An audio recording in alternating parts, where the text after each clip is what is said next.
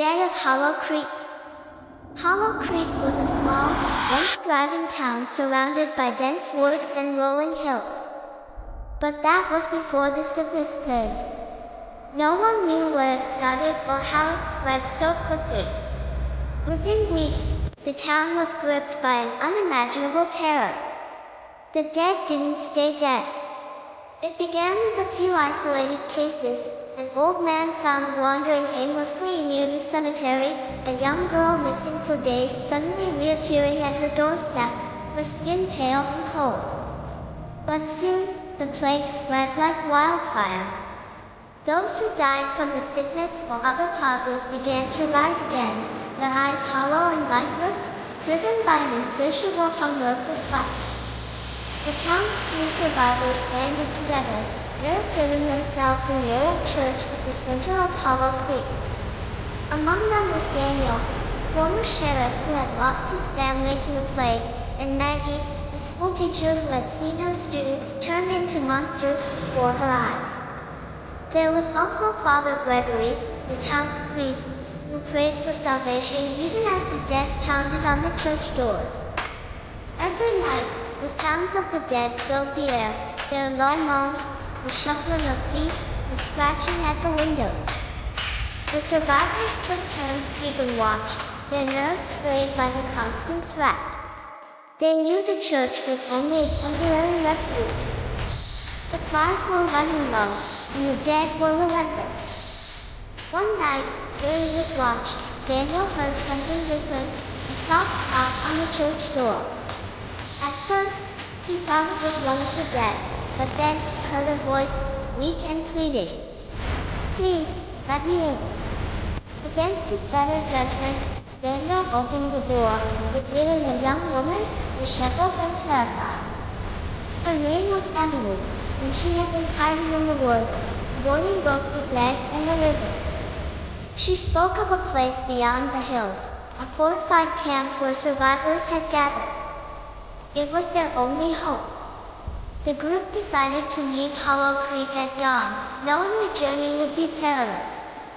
As they prepared to leave, Father Gregory insisted on taking the town's relic, a small, ancient cross believed to protect the town from evil. Some scoffed at the idea, but they allowed it, thinking it to be good. The first leg of their journey was through the dense forest surrounding Hollow Creek. The dead were everywhere, but the survivors moved quietly, avoiding confrontation. Emily led the way, her knowledge of the terrain keeping them safe. But as night fell, the group found themselves surrounded.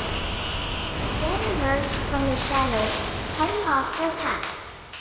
In the chaos that followed, Daniel and Maggie fought bravely, but they were vastly outnumbered. Just as they thought all hope was lost, Father Gregory raised the relic, and to everyone's astonishment, the dead hesitated. It was as if they could sense the power of the cross. Taking advantage of the moment, the group pushed through, escaping into the hills. After what felt like an eternity, they reached the camp Emily had spoken of. It was indeed fortified, tall fences and armed guards. The survivors were welcome, but something felt off. The camp was eerily quiet, and the people inside seemed different. As night fell, Daniel and Maggie noticed the strange behavior of the camp's residents.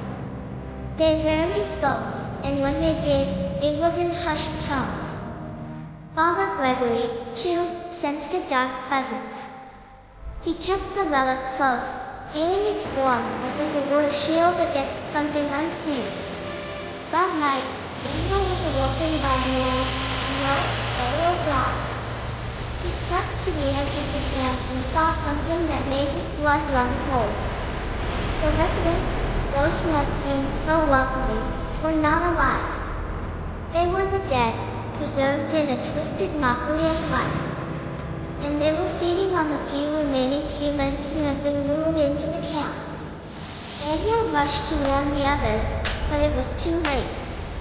The camp's leader, a man with a skeletal face and a sickly grin, confronted them. Welcome to our sanctuary, he said, his voice filled with malice. You brought us something precious. Before Daniel could react, the leader reached for the rudder, but Father Gregory held it tight. The rudder's light flared, the leader recoiled, his flesh burning at its touch. The dead in the camp began to stir, drawn to the top. Realizing they had to act fast, Daniel and Matthew brought their load from the horde. Father Gregory was too weird with the rudder like a leaf. One dead fell back, their hollow eyes still faded on the clock. With the final burst of strength, the group made it through the camp gate, but the dead were closing in. In a desperate move, Father Gregory drew the relic into the camp's center. A blinding light erupted, and the camp was engulfed in flames. The dead were consumed, their moans turning to shrieks as they were purified by the holy fire. The survivors escaped into the night, the camp burning behind them. They had lost much, but they were alive. Hollow food groups were behind them, but the worldwide fire was still alive. They knew the dead would keep coming, and that their fight just lies below them. They journeyed into the unknown. Daniel couldn't shake the feeling that the relic's power had not only protected them, but had also awakened something ancient and vengeful. The dead were rising everywhere, and the survivors were nearly beyond the inevitable. In the end, they would all have to face the truth. The world had changed, and the dead would not rest until they were claimed it all.